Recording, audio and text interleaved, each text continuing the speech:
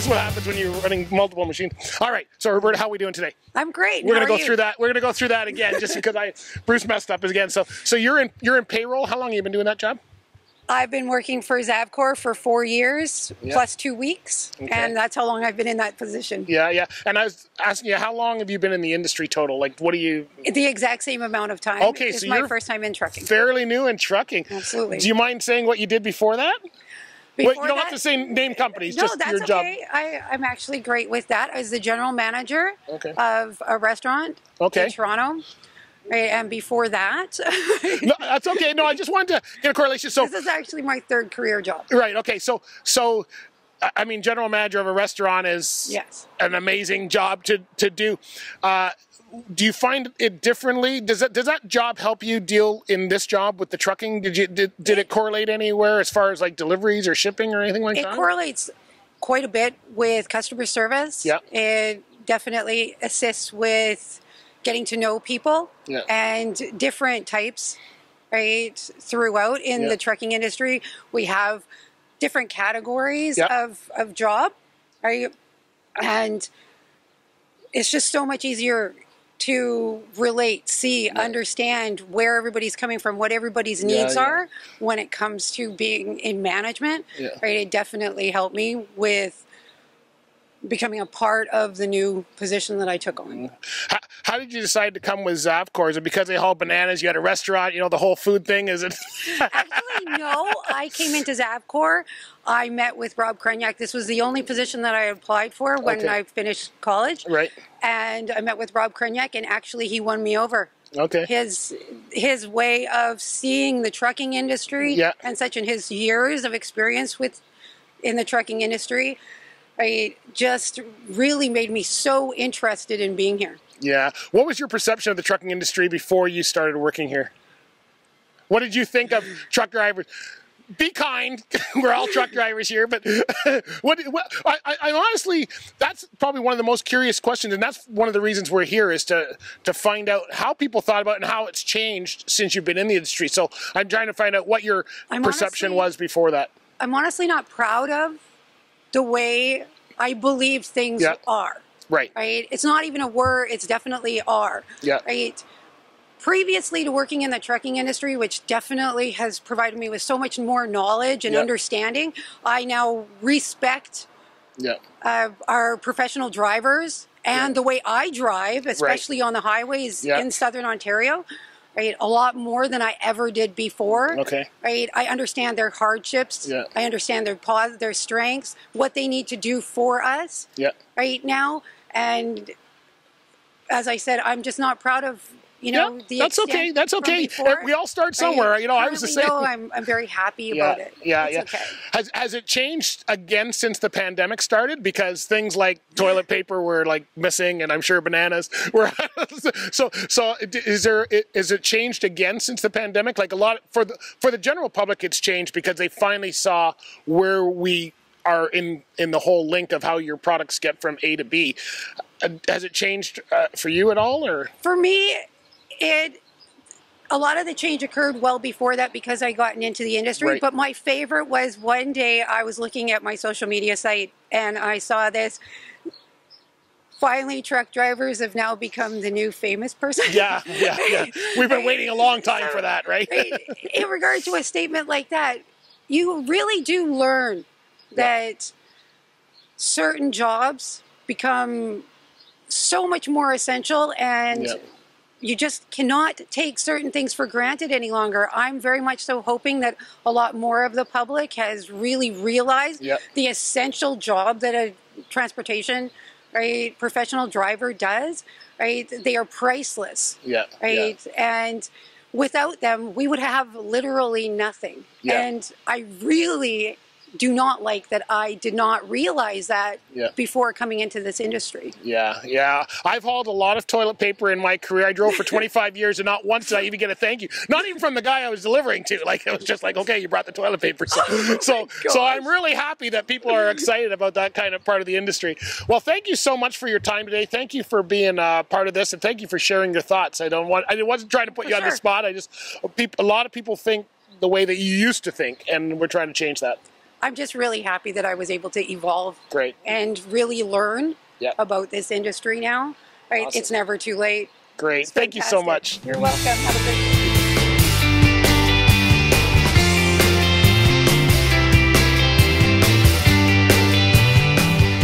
All right, no hard questions because I don't know any, so you're good. Excellent. How are we doing today? Not too bad. And yourself? Good. What do you do for Zavcor, Brad? What's your job? I'm a trailer mechanic, Okay. truck mechanic, and I do the cross docking as well. Oh, okay. So you've been around. How long have you been working with Zavcor? It's about 6 years. 6 years. And have you been in transportation before that, or? No, I was not in transportation. No. before So that. you just now are you a mechanic by trade? Is that what you've done, or? Yeah, well, I'm going through for my mechanic's Oh, license. okay, so you're working on the apprentice. Yes, I'm working as an apprentice. Right All right, all right. So what do you like about what do you like about your job? I'm not a mechanic. I used to be a driver, so I'm on the other side. But It's challenging every day. It's there's always something different. You know, Yeah, you're yeah. always learning something, and it always keeps you on my toes and keeps my mind sharp as well. So oh, that's amazing. So now, do you know a lot of the drivers here? You've probably met them over time, I imagine. You've been here for a while. definitely. What was your thoughts of trucking before you got into the industry, before you got into the mechanic side of it? You know what? I really didn't have a knowledge of it. Yeah. I was around a family that was in the industry. Okay. And went along, tagged along as a passenger and, Yeah, on yeah. some of the trips and, Right, yeah. and whatnot. But Yeah. the mechanical side of things, I didn't really have an interest in it. Right. And then I got a job here and I kind of just jumped in with both feet and loved every minute of Good every minute of it. Good now, for so. you. So what's cool about because I don't like mechanics. So what's cool about working on trucks and trailers and stuff like that? What do you enjoy about the job? The challenge. Yeah, The challenge. of fixing it. Yes, of trying to solve the problem to fix it in a timely manner. Yeah. It's always different. So you're looking at every day at something.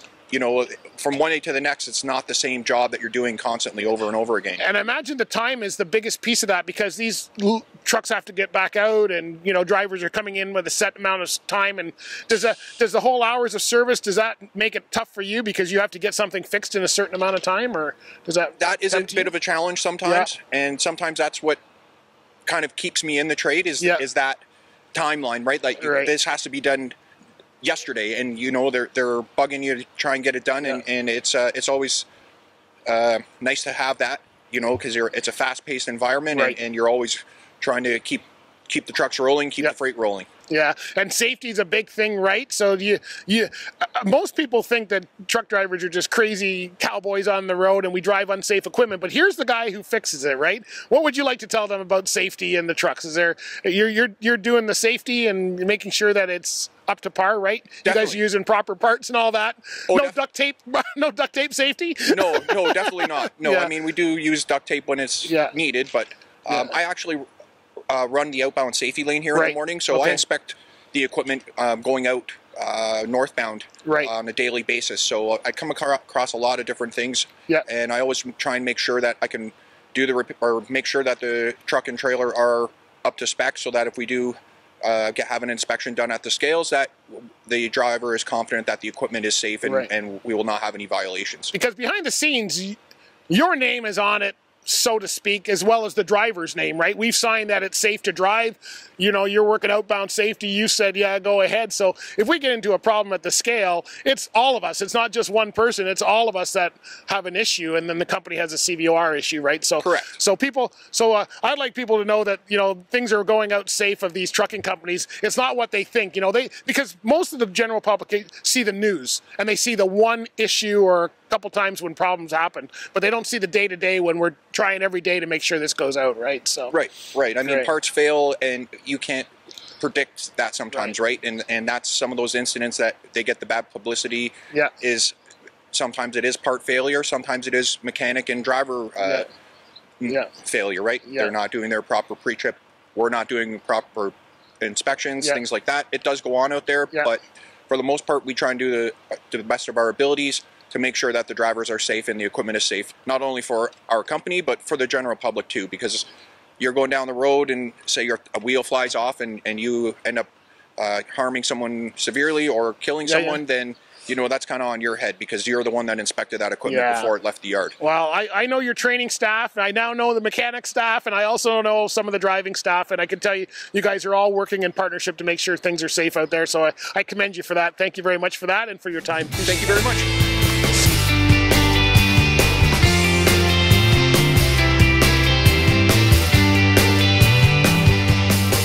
All right, I'm here with Kelly. How are we doing today, Kelly? Good, thanks. How are you? Good, good. So tell us what your role is here at Zavcor. I know what it is, but the rest of the world doesn't. So what do you do? I'm the manager of the Zavcor Training Academy. Okay, all right. How long have you been doing that role? This role, probably about 2 years now. 2 years now. You like it?